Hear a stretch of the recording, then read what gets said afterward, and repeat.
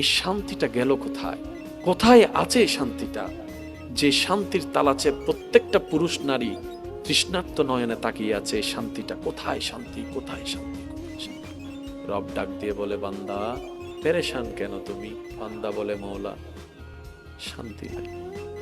খাওয়াই যারে সেই পরে বদনাম করে, যাকে গর্ত থেকে তুলি সেই উল্টাই গর্তে ফেলে, যারে চাদর দিয়ে ঢেকে রেখেছি সে আমার কম্বল টান মারে। মওলা আমি যাকে বুকে টেনেছি সে পিছনে ছুরি মারার জন্য প্রস্তুত হয়ে আছে।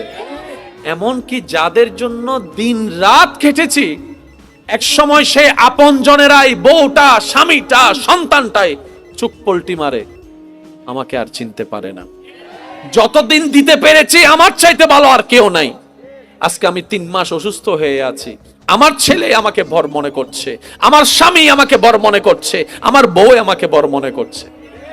বউ বলে, আল্লাহ আমি আজকে 30টা বছর দিন রাত পরিশ্রম করে রান্না করে খাওয়াইছি, আজকে 2টা মাস আমি অসুস্থ, বেড রেস্ট, ডাক্তার বলার কারণে আজকে সবাই কানে কানে শোনা যাচ্ছে, মুখে মুখে শোনা যাচ্ছে আমার স্বামীকে নাকি বিয়ে আরেকটা করালে ভালো হবে, আমাকে স্বামীকে নাকি বিয়ে আরেকটা করালে ভালো হবে। তার মানে কি আমি 30টা বছর বউ ছিলাম না, কাজের মেয়ে ছিলাম? আমারও তো একটা প্রশ্ন থেকে যায়, আমার অবদানটা কোথায়? প্রত্যেকটা জনের চেহারার মধ্যে হাসি আছে, কিন্তু মনের হাসিটা নাই। এবার বান্দা বলে, মওলা শান্তি দাও, শান্তি দাও, শান্তি দাও। রব বলে যে শান্তি তোমরা তালাশ করছো, আমি রবের দরবার ছাড়া ওই শান্তি আর কোথাও পাবা না, আর কোথাও পাবা না। ওই প্রশান্তির দেখা তুমি কাশিং কালো পাবা না। তুমি বাংলাদেশ থেকে আমেরিকা চলে যাও, সিনারি দেখে 10টা মিনিট শান্তি পাবা।